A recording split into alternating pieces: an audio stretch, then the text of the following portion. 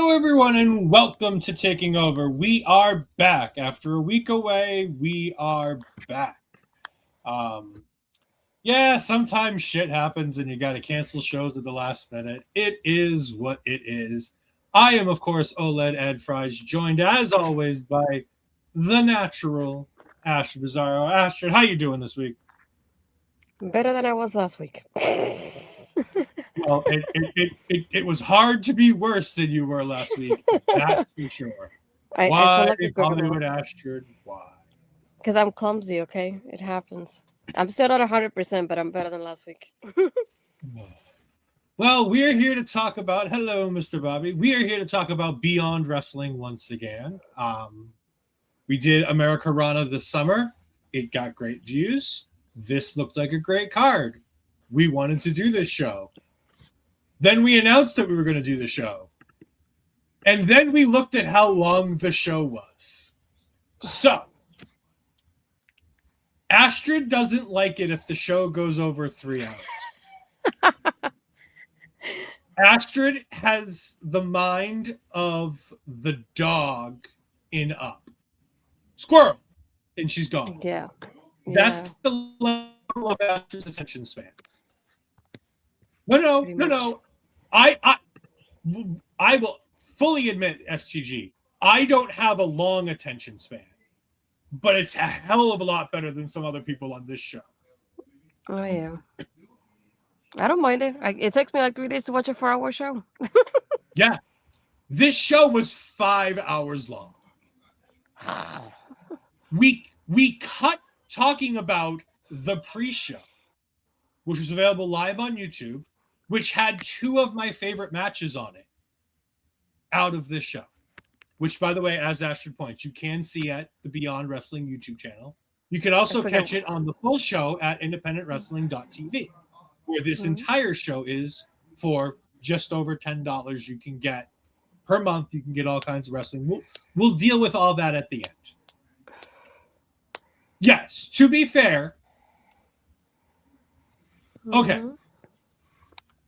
This was too long of a show. There were too many matches. But every single match got really good time. The reason why this show took 5 hours is because they didn't cut anything from any of these matches.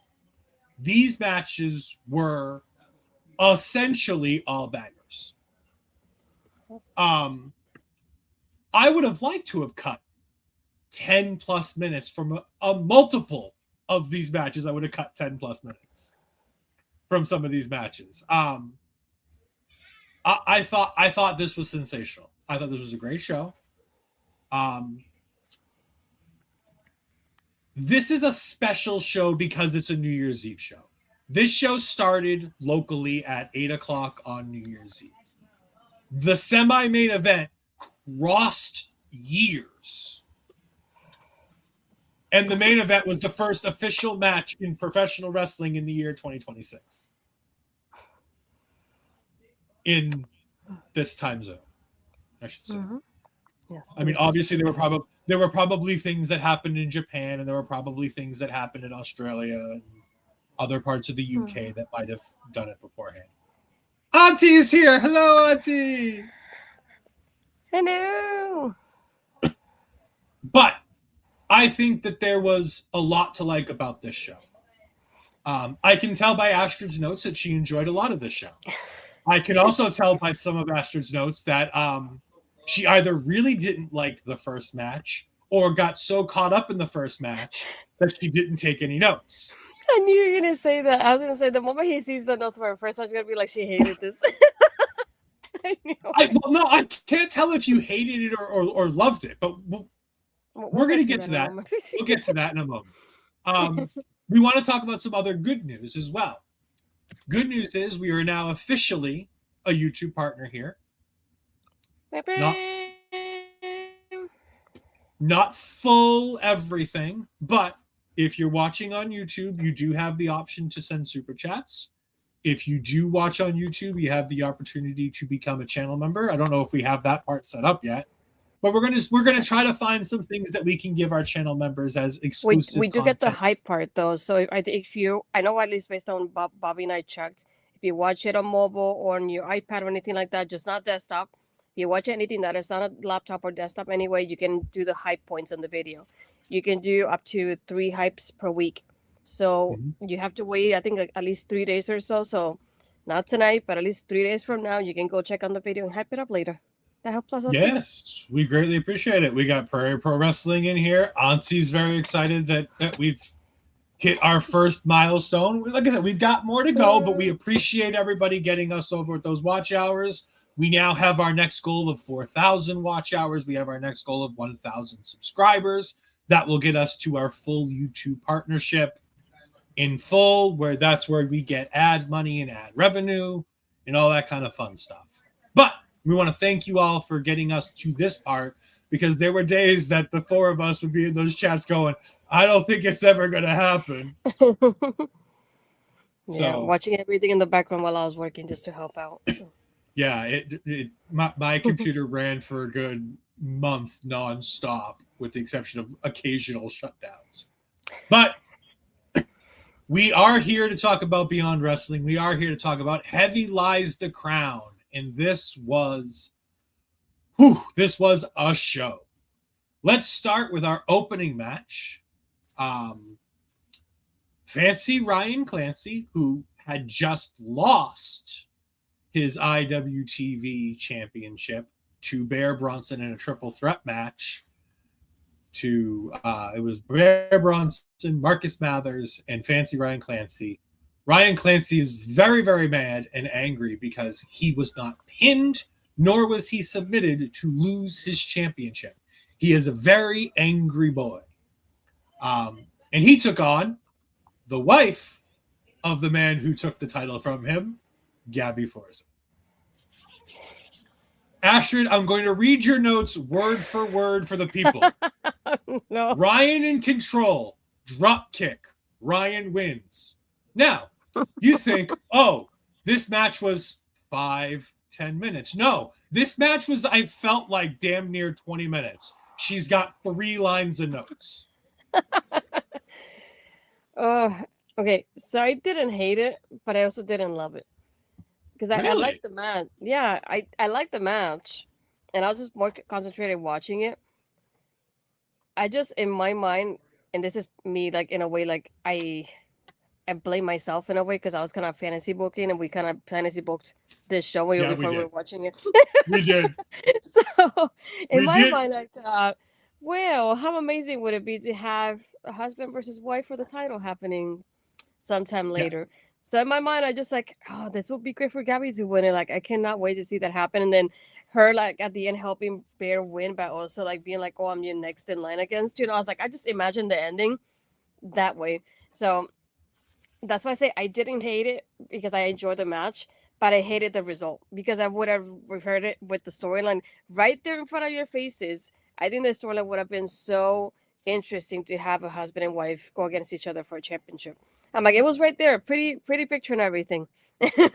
So I was more disappointed in the result than the match itself. But I enjoyed the match. I think I was mostly surprised that for somebody like Gabby, who is such a like force and such a powerhouse, I was hoping that she would be able to put some more offense in than what she did. That's the only thing. I feel like Ryan did more than what she did. Like, if you think about it, going against each other, like, he did more, and he did most of the match, if that makes sense. So that was more like my mindset going into it. So I was just disappointed that she lost. I loved this match because the first thing we get is Ryan Clancy doing this just drop kick to Gabby. Like, he just goes from the word go, he's off and running. And he is just... I love the aggressive side of Ryan Clancy here. This is something we've yet to see in a lot of these matches with Ryan Clancy, is something like this, because he is the fancy man. He's a bit of everything. He has power, he has speed, he has technical ability. He can do it all, and he normally shows it all.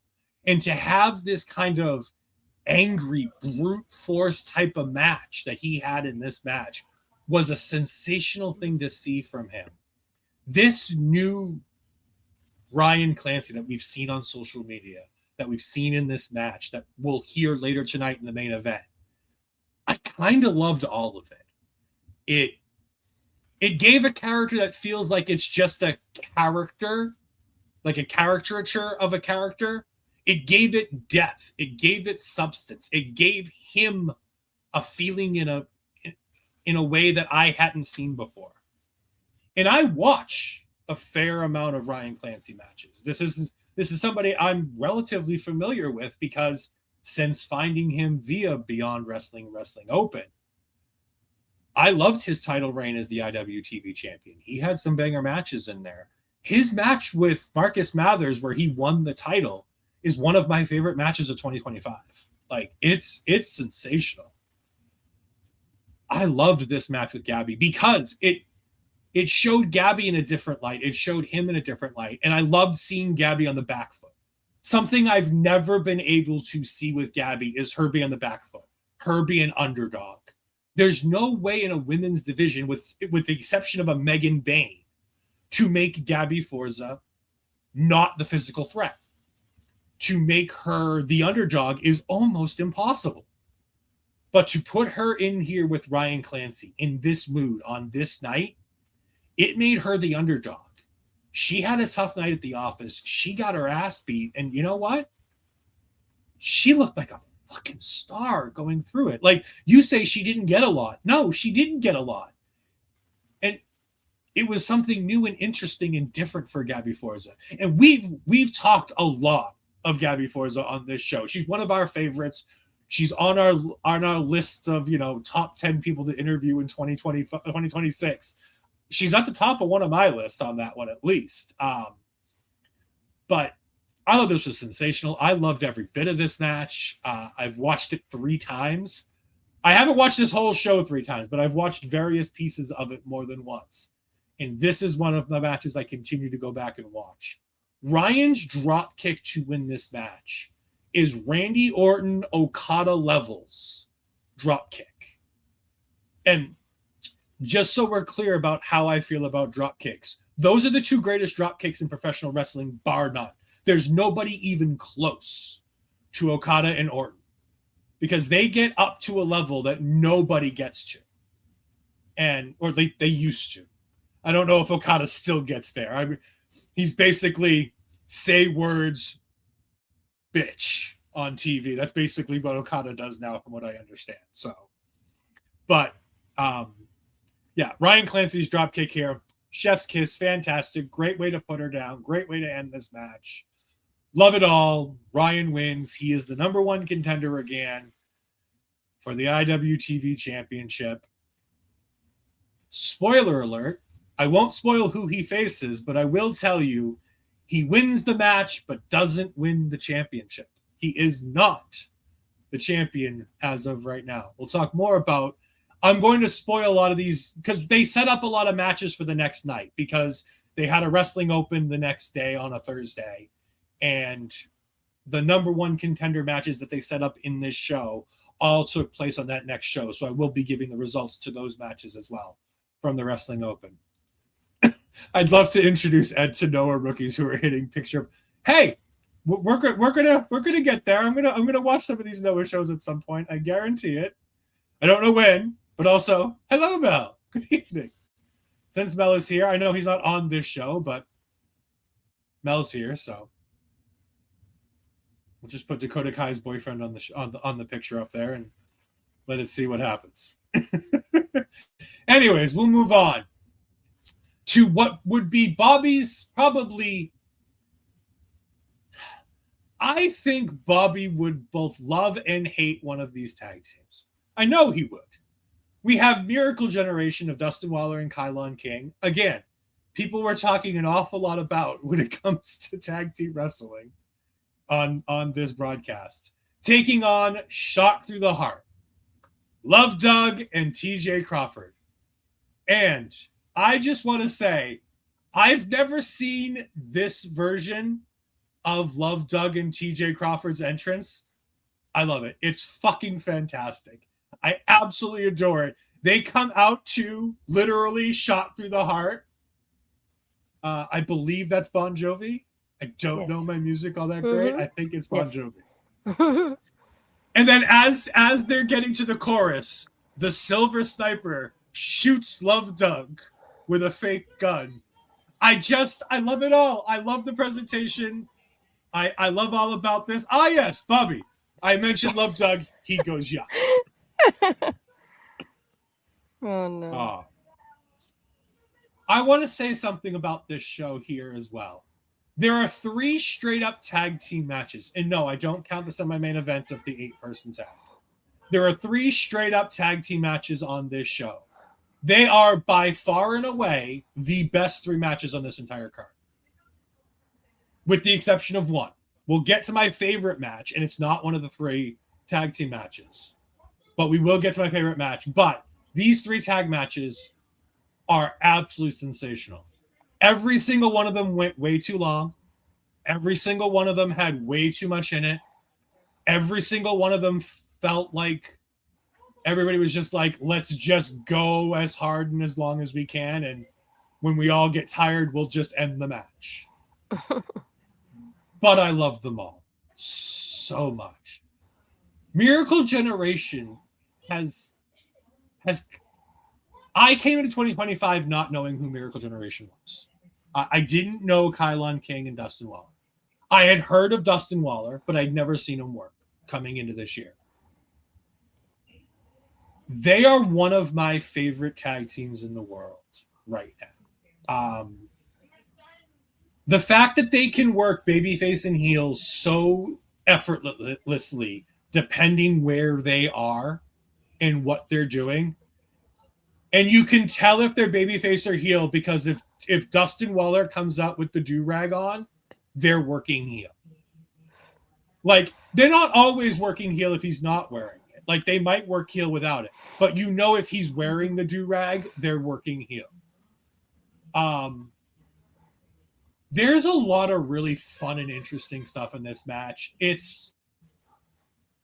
There's a bit of comedy without being comedy. Like the Love Doug stuff in this works so perfectly into the match because Dustin plays so well into the comedy, being such a serious, like, dirtbag.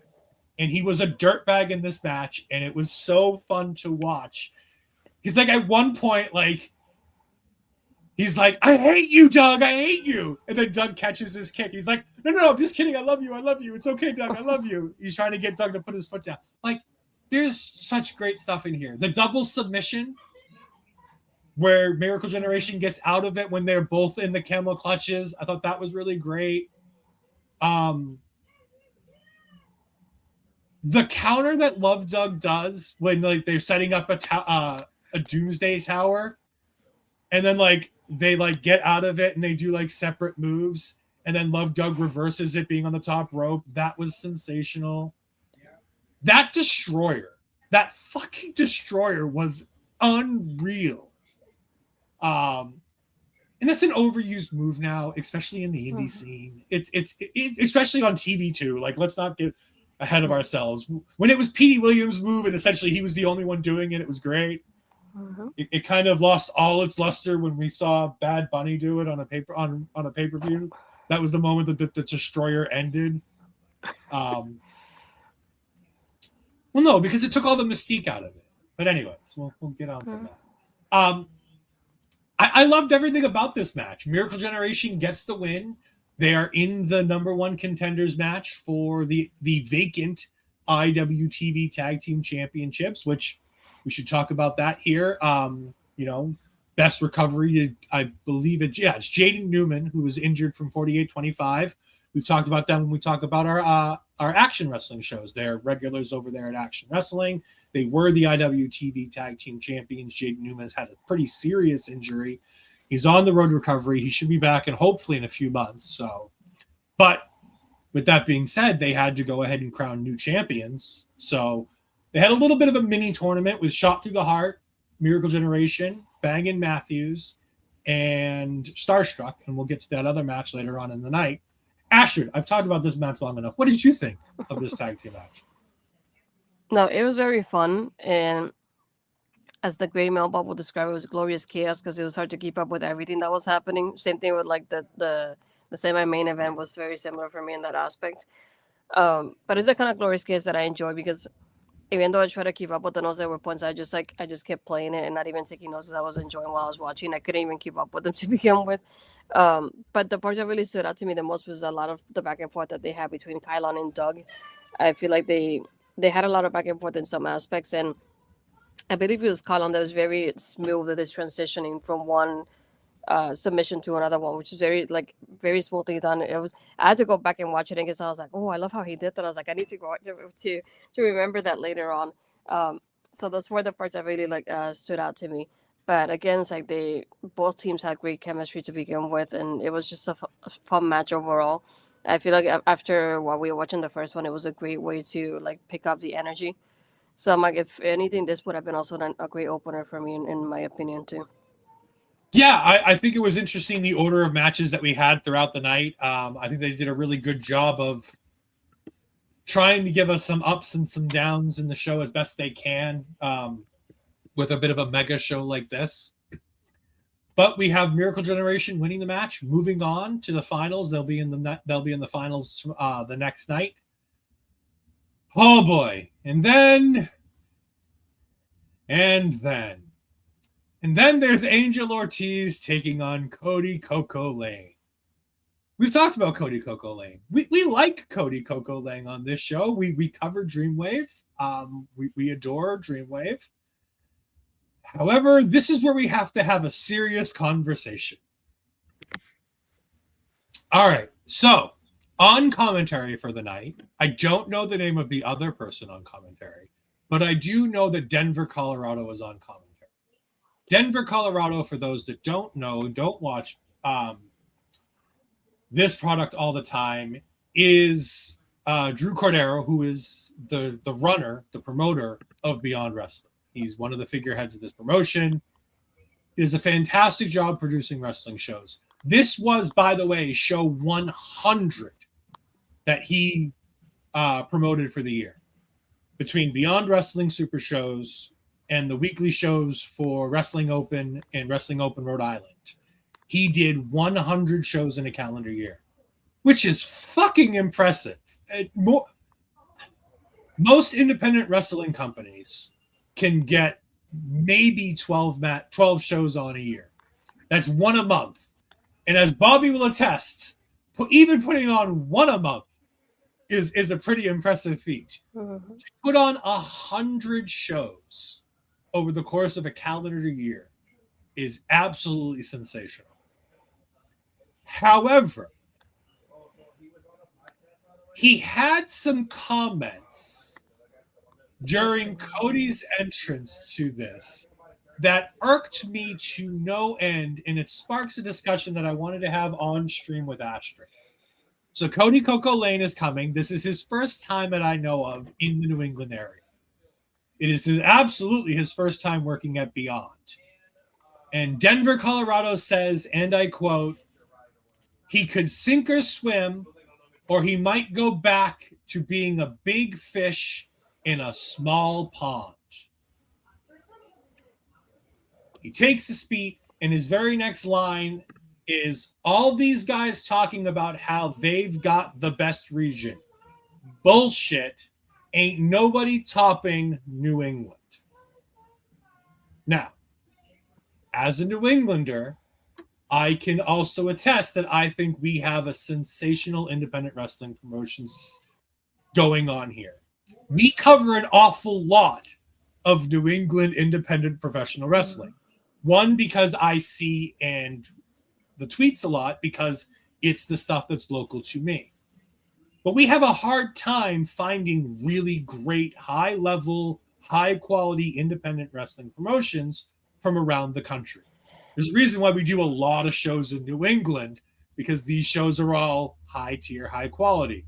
WrestlePro, Create-A-Pro, Beyond, Chaotic, the Wrestling Open, which are part of the Beyond thing, Focus Pro. We've covered an awful lot of New England professional wrestling, and I'm adding New York and New Jersey into that because it's that Northeast New England kind of scene. However, We love going to Illinois and covering Dreamwave. Astrid, when you listened to this line on commentary after I pointed it out to you, did you notice that this might have been a bit of a faux pas on Drew's part here? What do you think? I wasn't even. I was more paying attention to Kody and his answers, particularly being it was his first time in Beyond. So I wanted to see what the reaction was for him. That I wasn't even paying attention to what he was saying. So when you pointed out, I went, "Oh, okay, geez." I'm like, I understand being confident, but that just felt like I don't want to say extra, but it felt a little more than too much of confidence. If that makes sense. Yeah, I wouldn't. I understand where he's coming from, wanting to put the company over, but I don't think that's the way to do it, though. I think it's so interesting in a landscape where we don't. Territory wrestling is something that Astrid's not entirely familiar with. And I say that because the territory wrestling system was long-lasting, and WWE was really the only thing in town at that point. You know, TNA is here and whatnot, but TNA is TNA. There's something special about the old territory days where everybody had their own territory and did their thing. I like the confidence, but I dislike the beginning way more than I have an issue with the back end. Him calling out the rest of the regions and being like, nobody does it like we do it here, I think is a lot less offensive than if he loses here and doesn't do well, he goes back to being a big fish in a small pond. I have more of an issue with that than I have an issue with anything else. Because I think Dreamwave is a big pond. The Dreamwave shows that we've covered, a majority of the talent on those shows are talent that Drew uses at Beyond Wrestling. Their world champion is Channing Thomas, who's on this show and works this region constantly. Donovan Dijak is a relatively big star in Dreamwave. He's on this show. He's a big part of the New England wrestling scene. Anthony Greene. We've seen Bobby Orlando down there. He's the Wrestling Open champion. Like, Dreamwave isn't a small promotion. It's a Midwest promotion, and take that for what it's worth. But at the end of the day, that part irked me a lot more than being like, New England's the best region for pro wrestling. Fuck you all. Like, that's a whole lot more. I get that. That's a wrestling promoter being a wrestling promoter. It just came off a little condescending to be like a big fish in a small pond. And it really turned me off on this match because it made me root for Kody Lane against not only Angel Ortiz, but against the entire company.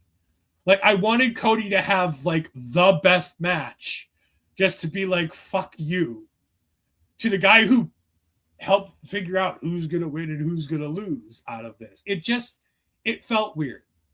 And by the way, I've heard Drew on commentary before. And by the way, his entire night on commentary here, he's actually really good on commentary. He's sensational. The entire night commentary here is pretty good, with the exception of the main event. And we'll get to the main event and why that commentary sucked.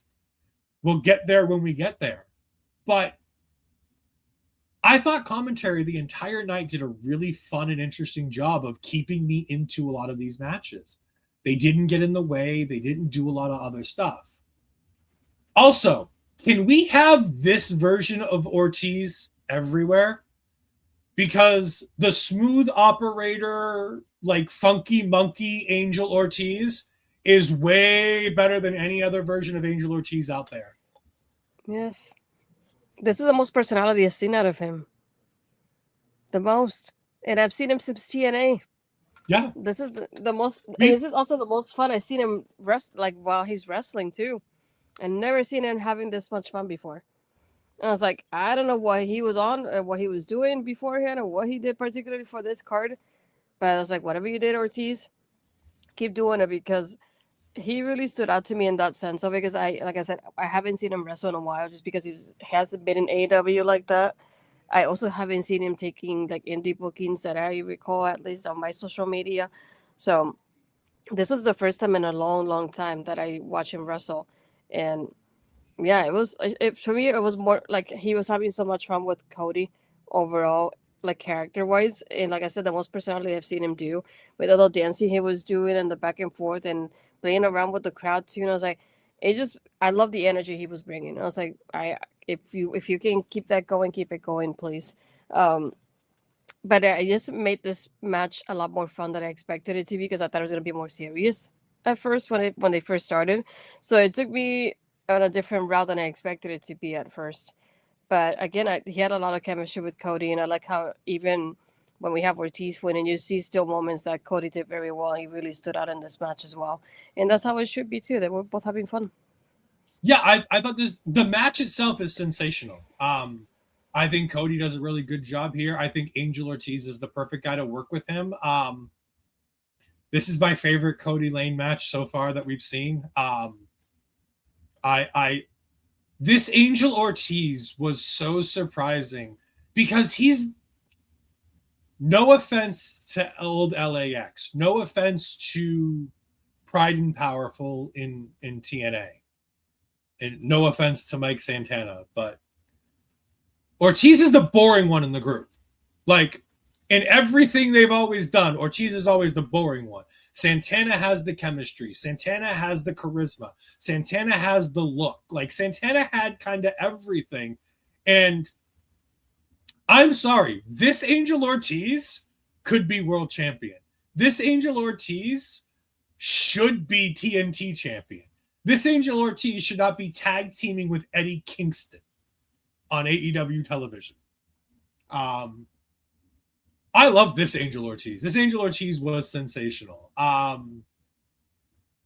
God, the chop off that they had was sensational. The way they worked in and out of wrestling moves and played to the crowd. They played to the crowd more than any match on this entire card. Like, the crowd was an active part of this match. And by the way, this crowd was drunk from the word go and surly as fuck all night long. Like, they were, I was proud of my New England brethren in this show because we did not hold our feelings back in any way, shape, or form, especially in the main event. And I keep saying that because when you hear what the main event is, you're going to be like, why are these two covering it? We'll get there. I promise. Angel Ortiz does get the win. This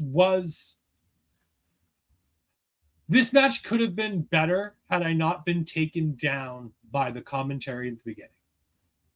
The shot at Dreamwave, the shot at the Midwest wrestling scene kind of made it feel like Kody wasn't worthy. And Angel Ortiz is, as you know, Denver, Colorado, Drew Cordero says, he's a beyond original. Like, he's a guy who's been here, done that since the word go. Like, he's been around forever with this company, ups, downs, lefts, rights, everything. And it's like, why would you ever want to make the opponent of a guy who's been there, done that for you like that feel less than? And that's what it hurt, because I enjoy the work of Kody Laynie. I think, you know, the Southern Flamingo, I think, is a really interesting cat. I like what he does. I like how he... And by the way, the Kody Laynie we got here is essentially the same Kody Laynie we get in Dreamwave. He didn't change the appearance. He didn't change the music. He didn't change the way he works. Everything was about the same.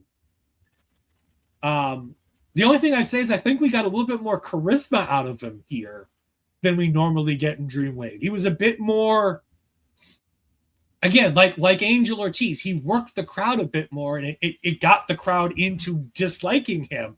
Like, at one point, he had a rest hold on, and he took Ortiz's hands, and he clapped Ortiz's hands together to get the crowd to boo him. I was really upset with Drew's comments about Kody going into this, and it made me feel less than about the match. And watching the match a second time without the commentary and just watching the match, it was that much better. It was that much cooler. And again, Angel Ortiz please bring this to AEW because you'll be a star with this. Why you've been doing anything else for 20 years is beyond me. By the way, hi, Blair. Thank you for joining us. Blair's he just had a fantastic interview go out last week. He's got another fantastic interview coming out this week on Thursday. So make sure you go ahead and get that a look. I believe it is Naomi King this week, if I remember the promotional tweet correctly. Blair, let me know in the comments if I'm wrong. But Grainmaker Wrestling Podcast, they're fantastic friends. We've had Blair on a different version of this show before. I know Bobby just covered on Ring Respect Radio, just covered Winnipeg Pro Wrestling, which is the promotion that Blair is, I believe, affiliated with, if I'm not mistaken. I know he does a lot of work with them, as he mentioned when he was on our show before. For the NXT predictions for Heatwave? Might have been Heatwave? Something. It was something over the summer. It's been too long. It's been about a year. We got to get Blair back on here. But yes, Cody Lane is solid. He's wrestling up here next week. Well, that's good. I hope you guys enjoy it. We love him down here. We really enjoyed fantastic wrestler out of the PNW. Okay. That's Naomi King. Thanks. And he does do the commentary. I was correct. He does do the commentary, Winnipeg Pro Wrestling. So make sure you go check them out. And again, like I said, Bobby's got the review up with Papa Smokes from their latest show that just happened right before the new year. So definitely go ahead and check that out. Moving on, we have our second of our 3 banger tag team matches. And of course, Ash was happy about this because she got to hear her favorite song in professional wrestling. No, not that shitty Kit Wilson song. She got to hear the Marcus Mathers song. Aaron Rourke and Marcus Mathers taking on the Shooter Boys. Astrid, we talked about the Shooter Boys on the women's showcase of Wrestling Open with that new version of the Shooter Boys. They're now 3 matches deep with Starstruck. They lost the third and final no time limit match with Starstruck that went about 30 minutes. But they're starting to get that vibe back. They're starting to get that Shooter Boy feel back. What did you think of this match here between Aaron Rourke and Marcus Mathers and the Shooter Boys? To clarify, the song is All I Want by I Didn't Remember, if anybody knows it, just in case. That's the one I enjoy from Marcus every time he comes out. It's the Marcus Mathers song. No, it's a Didn't Remember song. It's a Didn't Remember before it became a Marcus song. So, and by the way, I will again reiterate my hot take that Kit Wilson song is not as good as everybody's making it out to be. It's not. It's not that great. It's better than most. No, Kit Wilson is fantastic. The song is mid. Just so we're clear. I'm sure you're singing it in your mind as you're saying that. No, the song is awful. I can't get it out of my fucking head. Exactly. But it's not good. Just because it gets stuck doesn't mean it's good. The fucking Lamb Chop song gets stuck in my head too, but that doesn't make it good. But that doesn't make it good. Still. No. It's memorable.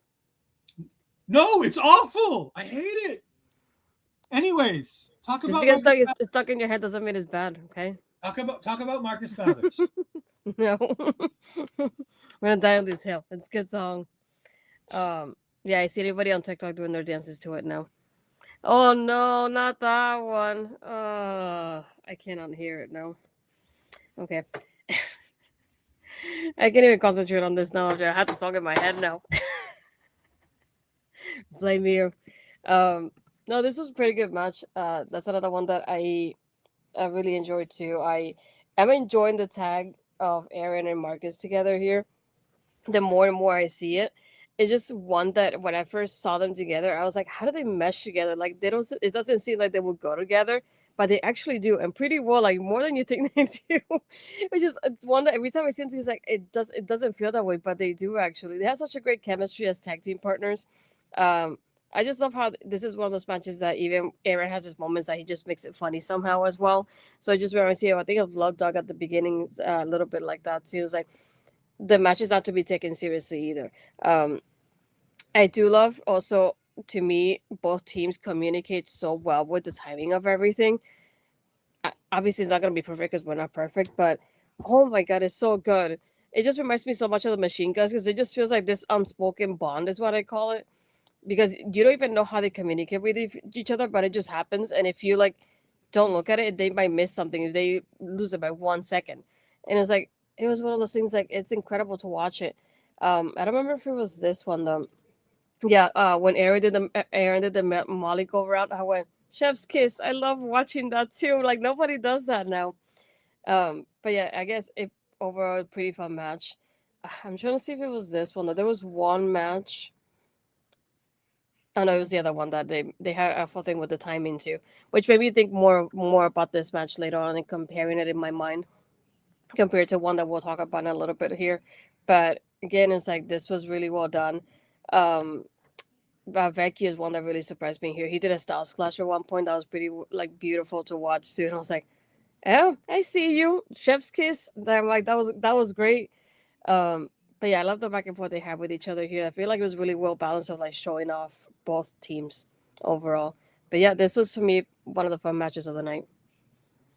Aaron Rourke and Marcus Mathers are WWE ID'd. They are an evolved tag team. They are taking this show on the road. Well, they were until Marcus Mathers has just now decided to do a run with Dragon Gate for the next little bit. So he's had his last match in the States, and now he's off to run with Dragon Gate for a little while.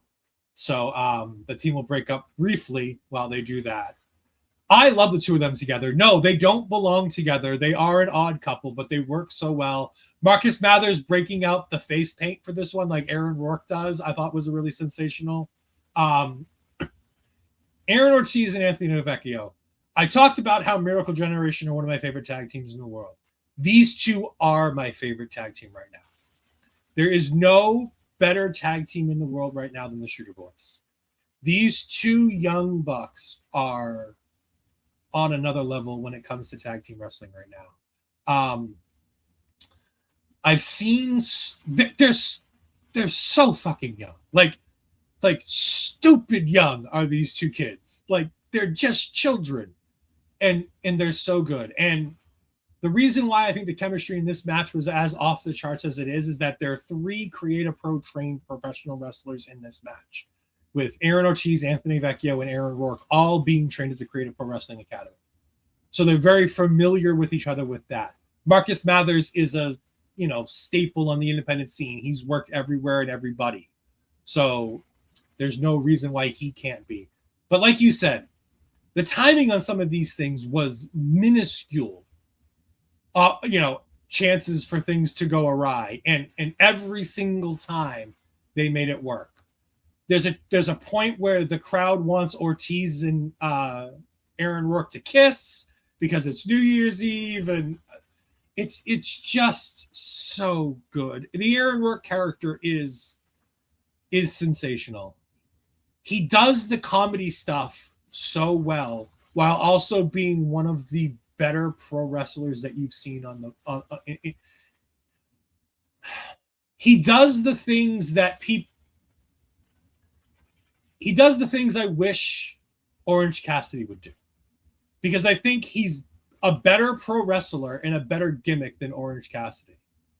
And I think if given the opportunity by WWE, I think he could be more over than Orange Cassidy was. I think he's that damn good. I think Aaron Rourke is one of the best indie wrestlers on the rounds today. And I'm hoping that he'll be officially WWE and not just WWE ID in the near future. I know we got a bunch of WWE ID people seemingly signed to full-term contracts now. So we'll see how that goes in the near future with some of those people. God, this match was really good. It's my favorite of the 3 tag matches, and it's my favorite of the 3 tag matches by like this much. Because the next tag match that we talk about is almost as good as this. Almost as good as this. This match went 10 minutes too long. This match felt like it went forever. It's my only knock on this entire match is that this match felt like it went forever. But Aaron and Marcus get the win after the 450 and the Sparkle Splash. I love the double high flying combination moves by the two of them. But Jesus Christ, how good are the Shooter Boys? And before the show, I was listening to a part of the interview with CVV's doing with The Miz. And he was talking about Javon Evans. And I want to take what he was talking about with Javon Evans and put it on the Shooter Boys. And he said, Javon Evans is one of the best pro wrestlers that he's seen as he is now. And he's 21 years old. He's like, I can't imagine how good he's going to be when he turns 25. He goes, he may not be in the business when he gets to 25 because he might get bored of being as good as he is. This is The Miz. Like, I know we like to clown on The Miz. The Miz is a nobody. The Miz's title reigns are awful. The Miz is an awful wrestler. The Daniel Bryan Miz stuff. The Miz is one of the greatest WWE superstars. And I'm using their specific lingo there. He's one of the best WWE superstars to ever live. He's not one of the greatest professional wrestlers to ever live.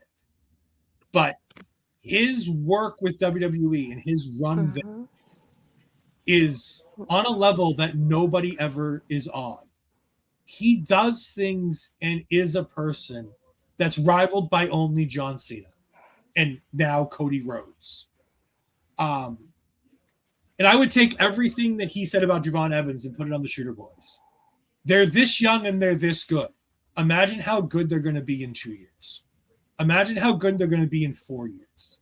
In 10 years, they could be running a tag team division on Monday nights, on Wednesday nights, on Friday nights. And if they're running a tag team division on Thursday nights, in 10 years, something's gone terribly wrong. Now, I was going to say, and to add about The Miz too, I am the kind of person that and I know the great LRJ will kind of support me on this a little bit too. Even though she didn't watch The Miz, but I grew up watching The Challenge, and The Miz was around the time I started watching is when he was leaving, so I didn't get to watch him as much as I wanted to. But I go from watching him and being there, and him saying he's gonna be a W superstar, and people laughing at him for having that dream, to where he is now. Because one of the things that, even though he's not one of the best in the world, he's not on the top anybody's like usual like top 5 of wrestlers. But one thing is, he's very consistent. He's reliable, and that's one thing that the company looks for with him. And just like, even though like he has his moments that he's serious, he has a moment that he does comedy. So it's like he does a lot of things for the company that a lot of people don't usually do. And he's the kind of person that will make himself look like an idiot to entertain us. So one thing I will give them is like, he's a great entertainer. I will give him that. And not a lot of people are that, and there's a big difference too. I'm surprised that we haven't seen much from him, but it's a consistent classic. I will agree. The Old Yeller is a consistent classic. Do you have anything left on the tag team match here, or are we going to move on? No. We're going to move on to our first ladies match, our only ladies versus ladies match on the. Now, to be fair, they did have Gabby Forza in the opening match. They do have this match here, but they could have added a couple more ladies on this card, but this is a good. If you're going to have one women's match, having the WWE ID Women's Champion Laynie Luck taking on Liviyah, who apparently was supposed to be in that match, but unfortunately was injured and was unable to compete in that match. This is good. But, I mean, that's all I'm going to say about this, because I want to hear what Astrid says, because Astrid is indeed the women's wrestling expert here at our local establishment. So, Astrid, what you got? How do I describe this? It wasn't bad, but it's one of those that I feel like Laynie did a lot really for Liviyah in this match, if that makes sense. I feel like she did what she could to really show her off. I do like the fact that Laynie had that strategy of going for like quick pins as she could to end this match as quick as she could, if anything. I feel like, not that it needed more time, but I wish she would have done a little bit more out of Liv, because I wanted to see more out of her, if that makes sense. I feel like Laynie did what she could to show her off, but I feel like Liv should have done a little bit more of her, and if that makes sense. And that's the only part that I'm like, I wanted to see more from her. I have barely seen her wrestle, so this was one of the matches I thought, oh, it's a one-on-one match. It should get hopefully 10 to 15 minutes. Should be enough time for her to like do something here. And I really didn't see much from her. I think she did at one point like a shoulder tackle to Laynie that was, I don't want to say nasty, but it looked really bad in a way when the way she sold it. So that was pretty well done. But again, it's no surprise that Laynie wins. I don't see Laynie losing that title yet anytime soon. She's had a couple of this was another one of her defenses. She defended against Ivelisse at Shine, and I forgot what the other. Yeah, that was the other one. But that was WWE show that was here. It wasn't in Orlando, but it's close to Orlando. Lakeland? That was Longwood, if I remember correctly. Oh, okay. So it's around the area, but it's not Orlando. So yeah, I feel like either way, just one of those matches. Like I wanted to see more from Liv, and we didn't, and that's the only thing that felt off about this match and away from me. I've seen. I'm trying to put this in the same way that you are. I'm trying to find some of the right words. I like Liviyah. I think she's got an interesting look. I think she's got an interesting character. I like what she does in Chaotic a lot more than I like anything she does anywhere else. The best Liviyah is Liviyah working with, around, and near DJ Powers. DJ, her boyfriend, brings a special something out of her. And he's on this card. He's in the pre-show that we don't get to talk about. But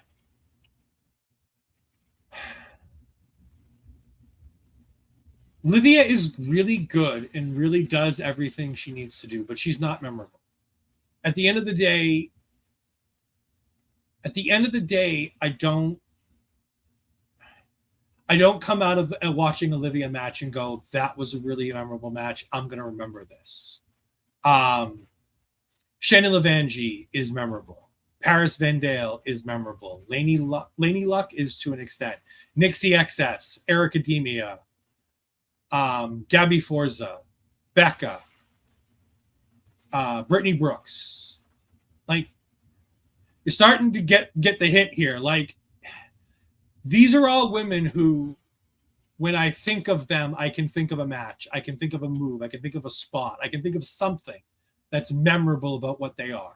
Even Laynie Luck, who I don't remember spots in matches, but I can remember the two-turn unicorn. I can remember the fact that I don't understand anything about the gimmick that she does. But there's something memorable about her. The most memorable thing about Liviyah is that she's DJ's girlfriend. She's really good. She's a second-generation wrestler. She's young. She's got a lot to be able to be good. And like I said, she's got a great foundation. She doesn't have bad matches. She just doesn't have memorable matches as far as I can tell. And if there's anything worse than having a bad match, it's having a match that's not memorable. This match is fine, but I've watched it twice and I don't remember anything from it. Like, I'm looking at Astrid's notes. I don't remember the Fisherman Suplex. I don't remember the standing STO. Like, I don't remember any of this. And again, it's a 4-hour show. And by the way, I watched this show today to reacclimate myself because of the fact that, again, I watched it, twice a week ago getting ready for this show. I watched it today to reacclimate myself to the show. I don't remember anything about this match. It's sad, but it's just what it was. I think there are big things for Liviyah in her future, but it's not a future that's here and now like the Shooter Boys. It's not a future that's here and now like Blackjack, who we'll get to talk about in a little bit. It's not here and now like Ericademia, Nixie XS, some of these other people. It's not a here and now future. It's an in the future. And that's a shame because I like her. I like the character. I like the gimmick. I like the things she does. But memorable, you got to be memorable. She has to make herself stand out a little bit more because even with her look, It's not something that I could point out from afar and say, "Oh, that's Liviyah." I can't do that.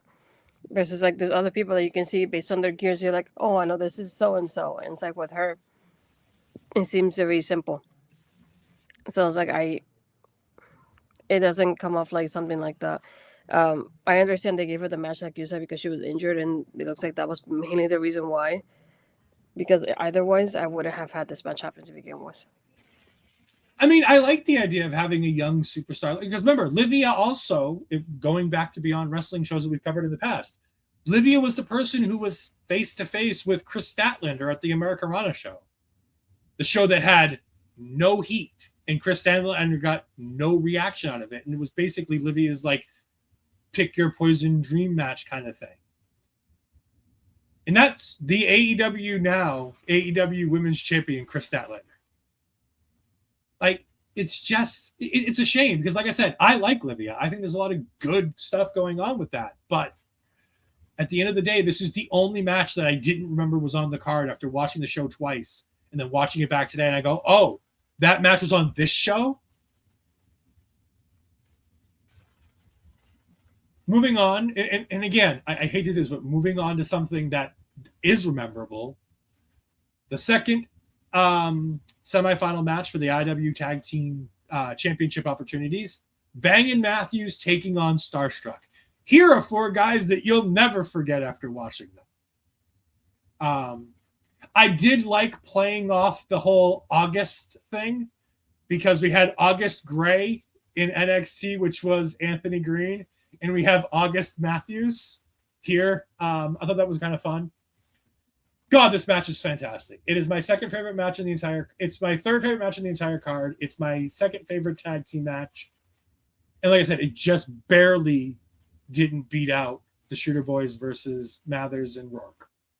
God, Bangin' Matthews just keep going up that chart more and more and more every time I watch them. They are so much fun to watch. They are so interesting. This is their first time working in New England.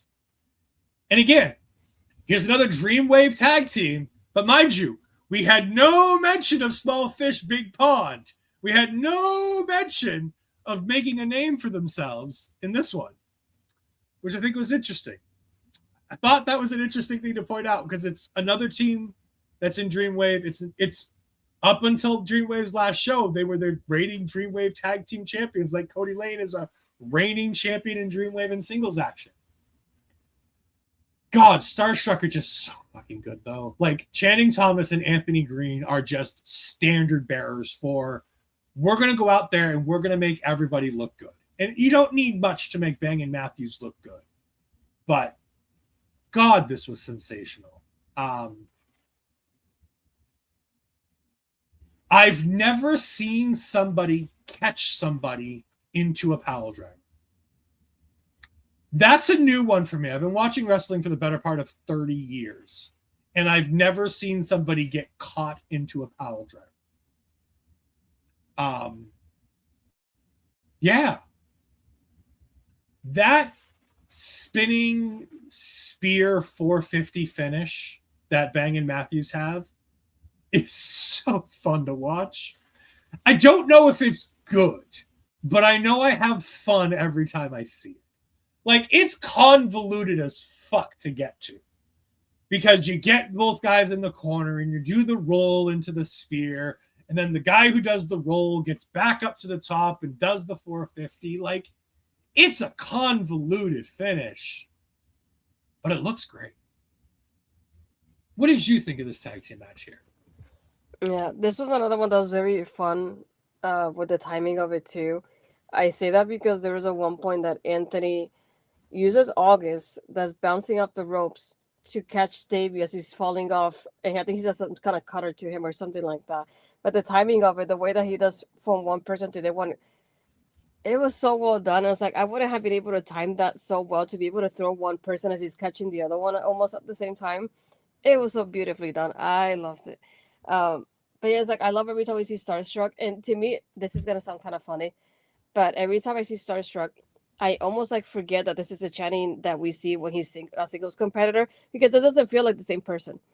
They feel like totally different people. So where he's teaming here with Anthony, it just it's a different kind of energy. I can't even describe it. It's like when I see him as a singles competitor, I keep forgetting that he also teams with Anthony Greene every now and then, because when he's by himself, he doesn't feel like the same person. And I had to remind myself, I was like, oh, this is the same guy that teams up with Anthony later. And I never realized that when he's doing like the Dreamwave matches, for example. So that's another thing. It's like, it feels such a different vibe from one promotion to another one, that I had to remind myself this is the same person that did a tag team match over here, because it's not over here in this company. So it's always interesting watching that. Again, it's like you said, we have those moments that Starstruck is doing what, they have experience of doing what they can here to make back and Matthews look good, and they actually do in the end with the win here. But again, it's like this is another one that was almost like a glorious chaos type of match as well, with like everything, the timing, how fun it is, and how quick everything is. But again, it's one of those that I just sit back and enjoy the match, and that's why I didn't take a lot of notes. I was just enjoying everything with the vibes. But that's why I liked the most about these two tag team matches on this card. I love the pacing of them, because I can just sit back and watch, and I was like, and all I see is just people bouncing back and forth, because that's what it feels like when you're watching the whole thing, because it's hard to keep up with all of them. But they did such a great job with the timing. Just makes me think back of if it was me, I would have missed the spot, and that would have made the whole match go downhill from there. I wouldn't be able to do anything like that. So that's why when I see something like this, I find it extra impressive. Not only that they're wrestling, of course, but the timing that they have to be able to wrestle these kind of matches is on a different level. We then get an attack from the Miracle Generation, and we get the save from Starstruck, which I think was great. I love on commentary they talk about how Starstruck weren't the better men in this night, but they were the better men than the Miracle Generation for coming back out and making the save for Bang and Matthews, for understanding that, yeah, we got beat, but we got beat fair and square. We got beat clean, and we need to help these guys to keep these guys ready for the next show. Again, spoiler alert, the new IWTV Tag Team Champions are indeed Bang and Matthews. They defeat the Miracle Generation on the Thursday show to win the titles and become the new champions for the IWTV Tag Team. So nice to see Bang and Matthews with those. Hopefully we'll start seeing those on some of these Dreamwave shows that we cover in the future, because Lord knows Bang and Matthews aren't going anywhere. I do love the Channing Thomas, the difference between the Channing Thomas, world-class Channing Thomas with Sydney Bacabella and on loan from the Dallas wrestling district, to the Channing Thomas that we get as part of Starstruck. There's a vibe and a feel. And again, I'm not normally one of those people, but give me 1 second. I need to do something. I need to try to find something. 1 second. It already expired. Yeah. Give me hold on. Like, I got the opportunity to meet Channing Thomas, and I'm like, oh, he's going to be the Channing Thomas that we see, like that world-class Channing Thomas. He was so cool and so interesting and just like really personable and down to earth. And it wasn't who I thought I was going to get when I went to go meet. And I specifically went to meet him because I've met AG before, and I love AG, and AG's great. But I've been watching AG for damn near a decade now. Like, I've been watching AG since Cody Rhodes was in Ring of Honor. I've been watching AG since I've been going to Ring of Honor shows in Lowell, Massachusetts. Like, I've been watching AG for a while.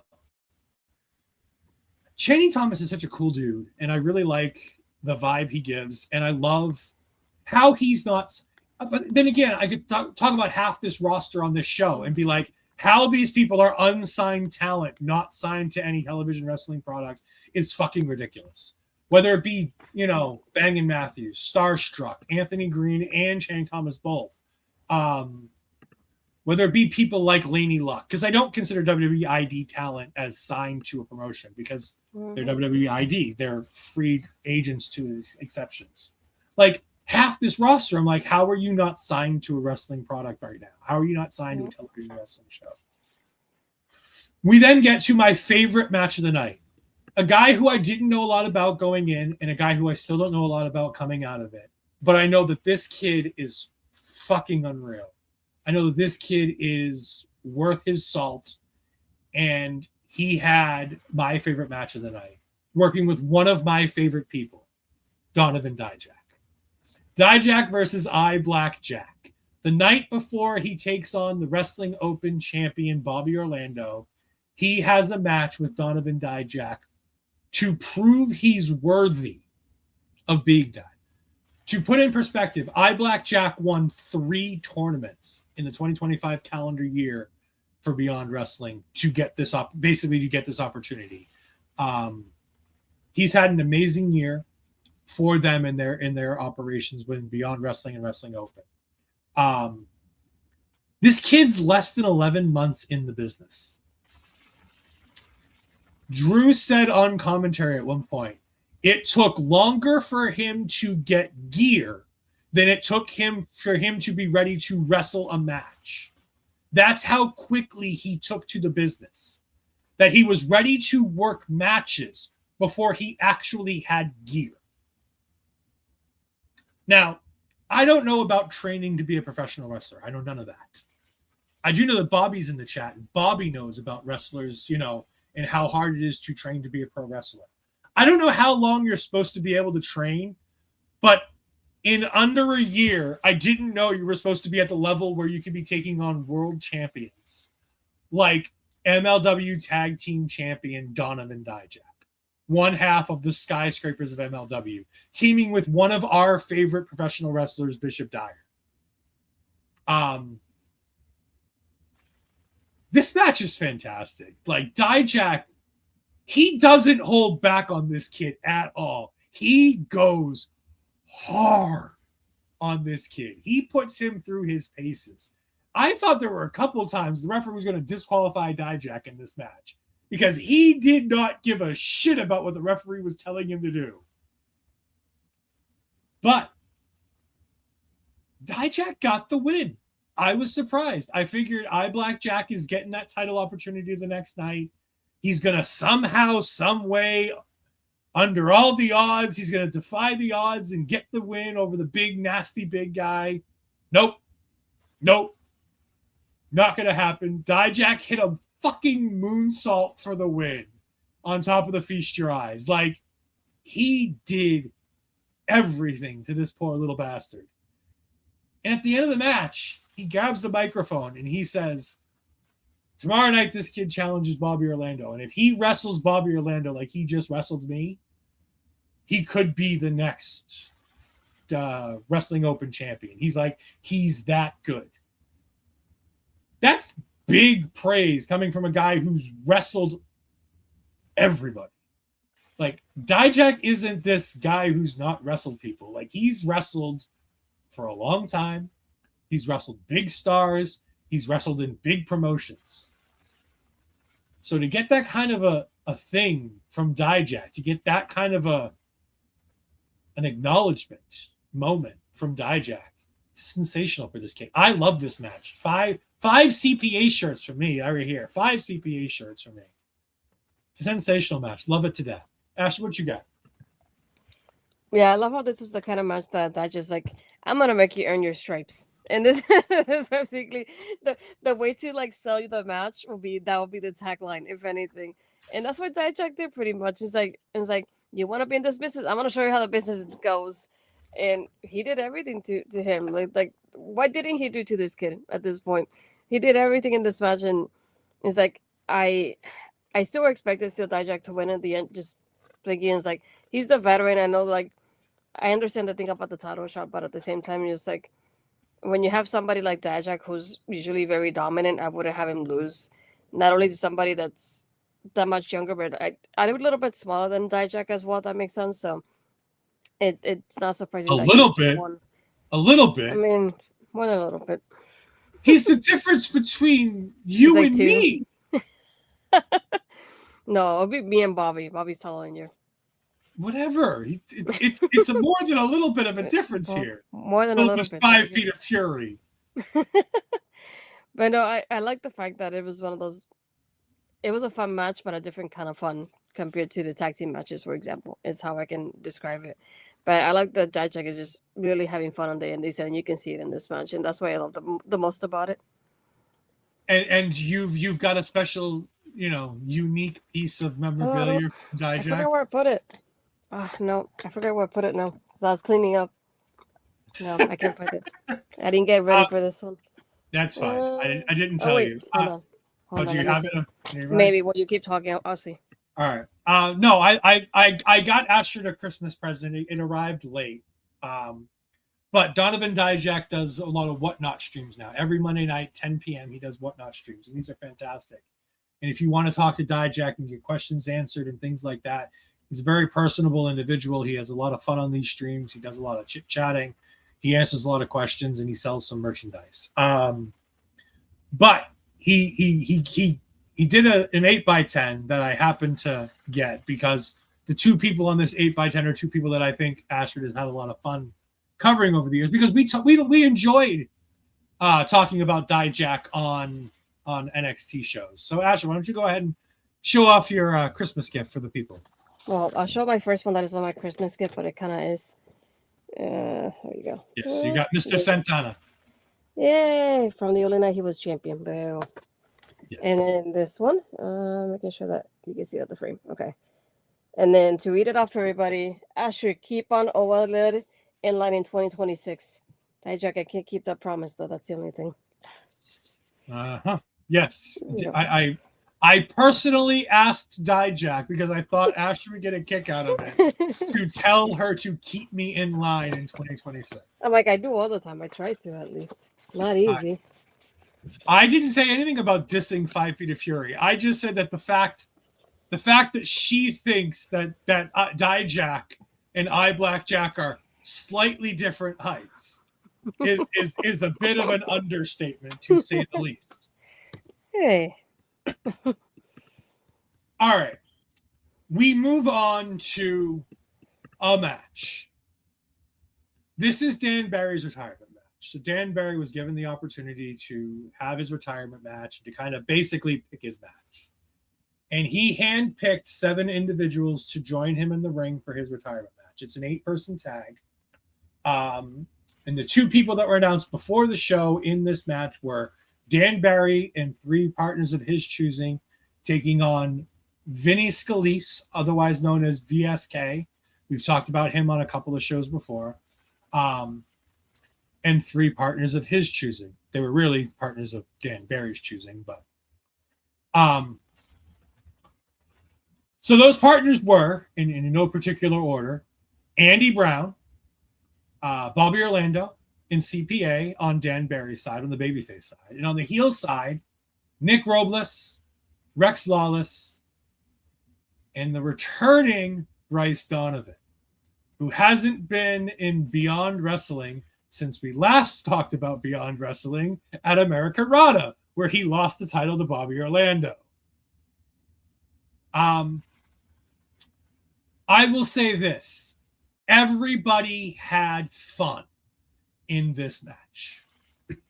CPA had fun. Bobby Orlando had fun. Andy Brown is one of the more fun individuals that I've never had the opportunity to really watch. Thick Daddy Andy Brown is now on my list of people I need to keep an eye on. I believe at one point he was linked to Alyssa Marino, right? Yes, no? I thought they were a couple at one point. You're still muted. I forgot that was him, but yes. That's the same Andy Brown, right? This is. I believe so. Let me. Well, you keep. You're double checking for me, yeah. I thought he was great. Like, he reminds me of like a fun Rikishi. He's having a ball. He's really talented. He does like that whole. He doesn't do the Rikishi gimmick, but he does a gimmick that seems a lot like Rikishi. I really enjoy his work. I love Bryce Donovan. I think he's a star. WWE ID missed the mark by letting him go, not getting him to sign, not making him a bigger star in the Vanity Project. I really like Nick Robles and Rex Lawless. I think these are really fun individuals. I like the Jersey Rocker Nick Robles character that they've got going on with him. I love him having a big, huge heater like Rex Lawless. He's not special, but he's another version of a Wardlow. He's another version of a Powerhouse Hobbs. He's another version of big, huge, beefy heater dude that I absolutely adore watching work. And you've got the douchiest of douches in Mark Sterling in this too. You know, wrestling lawyers are some of the best characters in the business. Okay, they are linked or were linked together. I wasn't sure. I was pretty sure that she'd mentioned before that she was dating Andy Brown. Yeah, I was gonna say I remember the name, but it never connected to me that it was him too. I never connected the dots, but yeah. Yeah. But again, in this match, everybody had fun. You keep using Mel's thing of glorious chaos. This was chaos. I don't know if it was glorious, but it was indeed chaos. I was going to say glorious chaos, but not in a good way. That's how I was going to describe it. That's why I was going to say it was chaos, but I don't necessarily know if it was. Like, it's fine. Like, no, this match wasn't taken seriously. This is the throwaway. Mm-hmm. Dan Barry's having his last match. Let's just go out there and have fun, boys. It was fine. It did all the things it needed to do. The moves in it were good. The moves in it were nice. Dan Barry trying to do the dive on the outside and everybody stopping him to do the dive instead was fun and unique. I thought that was really cute. The ref finally getting rid of Mark Sterling after he interfered for like the 15th time was really fun and interesting. Dan getting the win made a lot of sense because it was his last match. I thought he'd lose because in the wrestling business, you typically go out on your back. But, you know, sometimes it's worth just going out with a win. Dan Barry gets his win. He gets his moment. He cuts a fun promo after the match. It's nothing great. The audio was a bit wonky on that. There was a lot of reverb, so it was really hard to understand. But it's the end of a good career for Dan Barry. He's not somebody. The one thing I will say about this, the most impressive thing I will say about this is the introductions of everybody. And they were announcing like this person's a champion of this person's a champion of that. And then they ran down Dan Barry's entire fucking lineage of championships. For a man who's been in the business for 20 years, that took God near 10 minutes. I'll be honest. There's two things about this match. So I skipped all the entrances because I really wanted to finish and just watch the match itself. So anything announced, I skipped all of that. But this is one of the few moments I'll let you make fun of me, okay? So when I was doing my notes, I saw the name Vinny, and I'm like, who the heck is Vinny? And I had to look him up, and I realized, oh, and they could have just put VSK because that's what I'm used to seeing. I thought it was a different person. He's changed characters. He's no longer VSK. He's now just Vinny Scalise. I'm not used to that. So when I saw that name, I went, who the heck is this? I had to look up the graphic, and that's when I realized, oh, same person I already knew, but different. And we like, by the way, we like VSK. We think VSK I like him a lot, but I just like, I it confused me for a moment when I saw the different name. At one point, I went, who the heck is it? Like, I have no idea. Then I'm like, when they're doing the entrances, I'm like, okay, this one's this one, this one's that one. Like you said, for example, when I was looking at the names, I was like, okay, Andy Brown, I hadn't seen him wrestle. So I was like, okay, that one's Andy Brown. I like to point out the people in my mind before I make my notes. And then I went, okay, I know Bryce. I know I've seen Nick Robles at least once or twice before, so I'm familiar with him. I know who Rex is. And then I went, who the heck is Vinny? And I was waiting for that entrance. I could finally figure out who it was. And then I went, that's freaking VSK. What the heck? Yep, Vinny Scalise is indeed VSK. Again, like, it's a fine match, but it's just just chaos. It's chaos for chaos' sake. Mess, okay. It was indeed a hot mess. I'm gonna give you a word, okay? Don't clip this. I'm letting you know right now. Don't clip. 1 hour, 20 minutes, Bobby. No, I literally said don't. It's a clusterfuck, but not in a good way, okay? Oh, it was absolutely a clusterfuck. It wasn't a good clusterfuck. Like I said, it was chaos. I don't know if there's any glory in this chaos, but it was indeed chaos. And then we get to the main event. Okay. So, for a very specific reason, I've not told you guys what the main event of the show is. And there's a reason for that. This is Bear Bronson with his first defense of his brand new IWTV Championship, taking on Cruel. Yes, the same Cruel who is Mads Kruger in MLW, the same Cruel who reigned with this championship for over a year already once, and he's already been a 2-time champion with this title. Not only that, this was a fans bring the weapons match. Me and Astrid, if you've watched us at all, are not fans of deathmatch wrestling. I love me a good hardcore match, but I don't love deathmatch. This was essentially a deathmatch match. I'm sure by deathmatch standards, this is a good match. I'm fairly certain of it. You want to know how I know it? Because these are apparently two of the best guys to do that in the industry today. And they're two of the best professional wrestlers that I know. Cruel is, for everything he does hardcore and deathmatchy and gimmicky, he's really good in the ring, being a character. He's really good at what he does. Bear Bronson has had the best year of anybody I've seen in the independent wrestling scene. And he only had 6 months on the independent wrestling scene. Like, put this in perspective. He was in AEW for half a year, doing essentially nothing. And then he came back to the independent wrestling scene and became one of the biggest names on the independent wrestling scene. He's reinvented himself from being a funny guy to being an amazing professional wrestler and one of the best match people on the market today. I don't love deathmatch. I didn't love this match. This was hit each other with whatever we can find for the reason of hit each other with whatever we can find. There's a story to this match that basically doesn't ever get explained or used. That Cruel put his hands on Gabby Forza, and that's why Bear wants to tear him apart.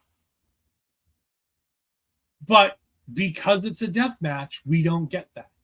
The other downfall to this match is commentary. Not because of Denver, Colorado, because he's the only good part of the commentary in this match, but because we have joined on commentary instead of our other announcer who worked really well throughout the night. We had fancy Ryan Clancy, who made the entire, what seemed like 40-minute main event all about him.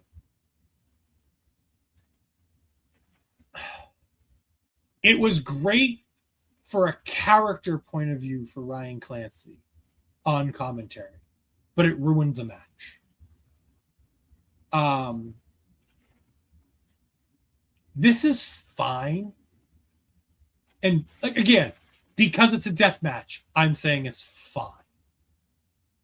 I'm sure to deathmatch people, this is going to be a great match. I'm sure to deathmatch people, this could be one of the better ones. I'm not one of those guys who likes to see people go through, 5 doors in this match, using canes, rubber plastic chickens, an electrified baseball bat, a lamp, multiple chairs, a fireball, gasoline.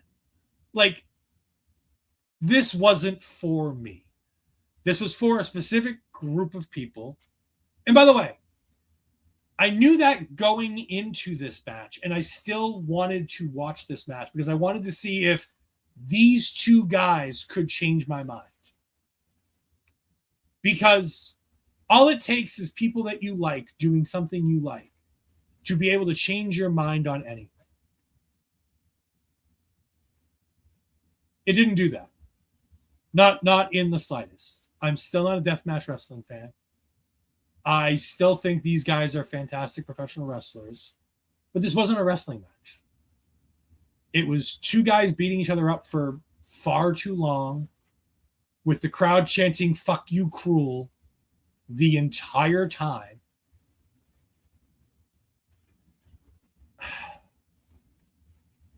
Gabby's the most interesting part of this wrestling match, and she didn't belong out there nor need to be out there.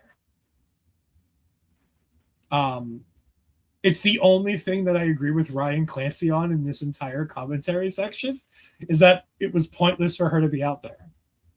Because with the exception of hitting Cruel with the electrified baseball bat after the fireball, she doesn't actually do anything. Like, the match starts with Cruel hitting her with a big boot that knocks her on her ass, and then Bear immediately puts him through a door. It's a shame, because like I said, I love these guys, but deathmatch wrestling isn't my thing. This might as well have been a death match. It's fine. I mean, we talked about the first blood match at Dreamwave on our last show, and how much we liked that, and how it was unique and different because it utilized weaponry that made sense for the two people in it, and it made sense for the story. The spike, the chair, the stairs. It all made sense and was used in interesting and different ways. This was hit guys with stuff because reasons. Sorry. I wish I could end the show on a high note, but I can't. I didn't love this. It was fine. And above all, the ending of the match is a bit convoluted because Cruel wins. 9-day reign for Bear Bronson as the IWTV champion. I don't get it. Astrid? I was afraid that you would enjoy it, and I'll be like, I want to be the Debbie Downer for once. No. For once in every few episodes. But I felt the same way. Just not only was the match felt like very slow on top of it, because of, I know Bear is a lot faster, but Crew's more like the slower kind of wrestler. So the pacing in itself, I'm like, I was already exhausted from the whole card, because obviously this was the main event. It was 30 minutes or so. And I already felt exhausted from the beginning of the card. And I waited until the next day so I can watch just this match alone, because I wanted to watch it with fresh eyes. And like you said, I was like, I'm not a deathmatch person. There could be some kind of hardcore matches I might enjoy, or some kind of like gimmicky matches that I might like. But one thing that I didn't like is that the weapons that we're using, they didn't feel like they left an impact. And that's not even... because I feel like most of the time you see them hitting each other with lights, for example, and you see the impact of that happening because the lights breaking. You can hear the sound, like stuff like that. And I feel like they had nothing here that I could have been like, oh, that was a cool like spot, even if I don't like the match in itself. Like hitting each other with a rubber chicken, like really? That's something that I was like, I was disappointed in that. And again, it's like like I said at the beginning of the show, I fantasy booked myself, and we did in that aspect, because I was hoping that Bear will win it, because Bear versus Gabby would have been such a great story.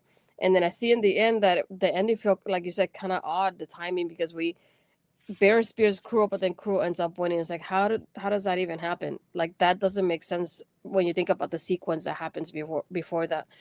And thinking about that, I was like, in my mind, the show ends with Bear winning, and then Bear versus Gabby is next. That was my thought process. I was like, and I feel like creatively that was such a unique story. It doesn't happen often. You get a husband versus wife for a championship, and it just didn't fit for me. It's like, and then like you said, it's like I thought about the fact of like, this is just a short reign for Bear after such a great win. How do you end it like this?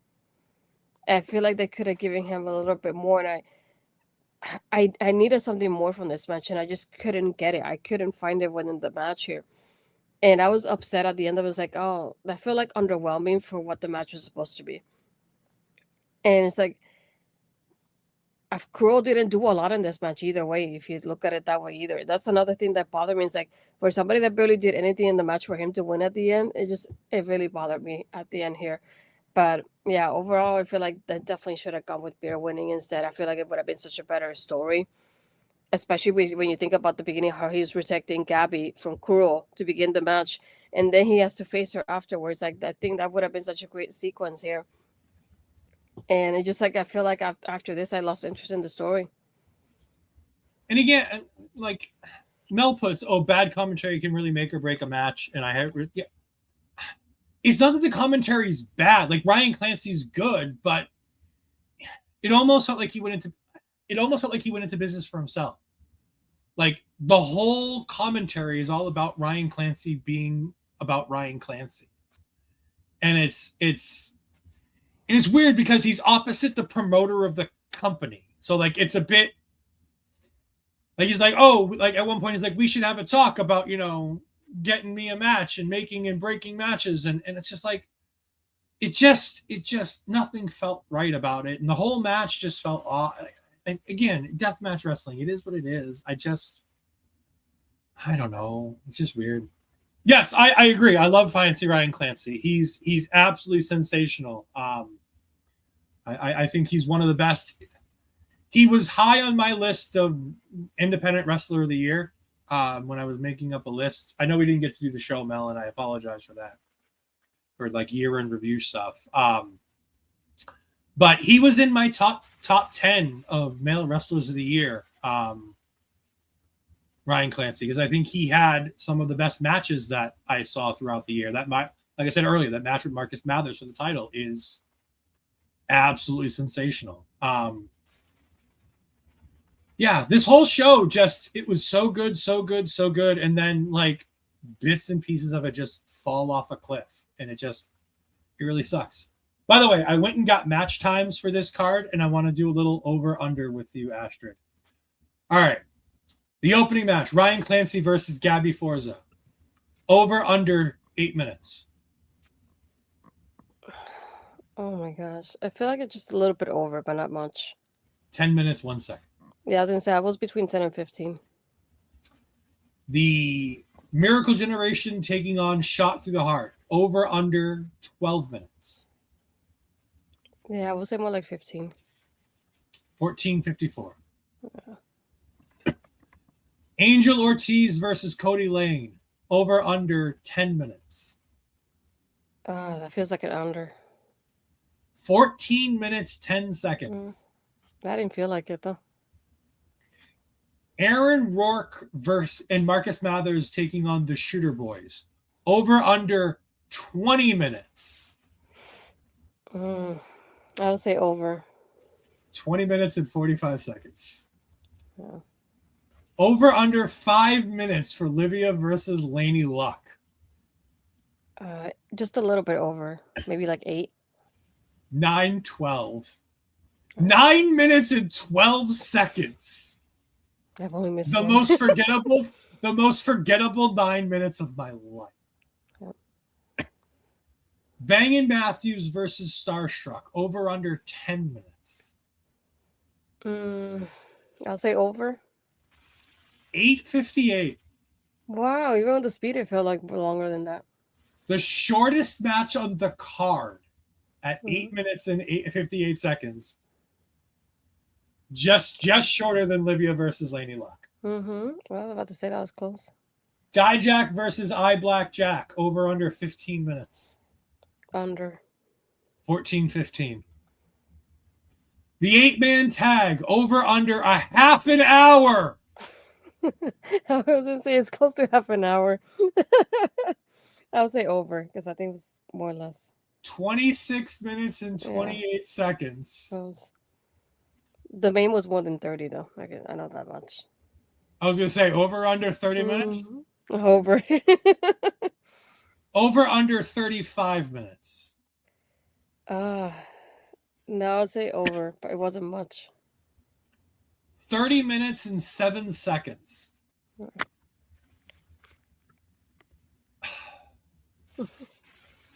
I cannot believe that 8-man tag is 26 minutes. Like I can totally believe it.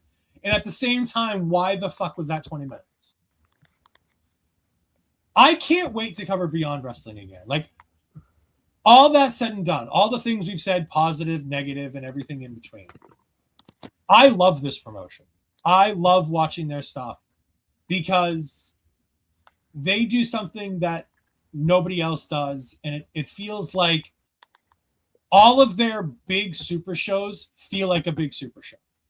They feel like a TV pay-per-view. They're done well, they're done right, and matches get time. But at the end of the day, it's just a bit sad that this one was 5 fucking hours. By the way, we didn't cover 4 matches on this card because it was on the pre-show. There are 4 other matches we didn't cover. Actually, I wanted to get your opinion about one last thing before we head out of here. What are your thoughts about people being right up against the ring? Because this crowd is right there on the hard cam is pointed directly at fans that can touch the ring apron. Yeah. I was gonna say there was moments that I forgot what entrance it was for. That I like that they were timing the stuff to the entrance, like they were hitting the mat to time. I think it was for Ortiz, if I remember correctly, for Smooth Operator. But aside from that, like especially when you're doing the main event or even like that semi-main, those kind of matches where they're so busy and there's so much around, I would try to find a way to keep a distance between the fans and what's going on in the ring as well. Especially for that weapons match, I feel like that was too close. But especially that semi-main event, like you said, when we had like Andy doing that kind of dive, they barely had any space for that dive to the point that they had to use that like little bit of the like almost like hallway aisle thing that they have to be able to do this. So I was like, oh my gosh. So yeah, that's one thing that I was like, the spacing here for the dive, especially. It's another one that I just like, oh, that felt like a lot too. But yeah, overall the spacing was like, I would have, especially for the main event. That's the one. Yeah, I'm not a huge fan of stuff like this. I don't love. I first saw it in OTT. I know they do this a lot. I don't love it. I want the fans to have a barricade in front of them. Mind you, I'm a front row kind of guy. Like my girlfriend just got me tickets for Chaotic Wrestling in February, right before Valentine's Day. And the last time we went, she refused to let me get front row seats. Because this is my birthday / Valentine's Day gift, we're sitting front row. And she's petrified. And I couldn't imagine going to a show where you're not sitting, you're standing, and you're right against the apron. Like it feels like a dangerous thing for the crowd. It feels like a dangerous thing for the talent. Like it just feels overall like a weird thing. I love the visual of it, but it puts me off to think about it any more than just a cool visual. But yes, that is all we have for this week. Astrid, tell the good people what you've got coming up and if you've got anything interesting in the works.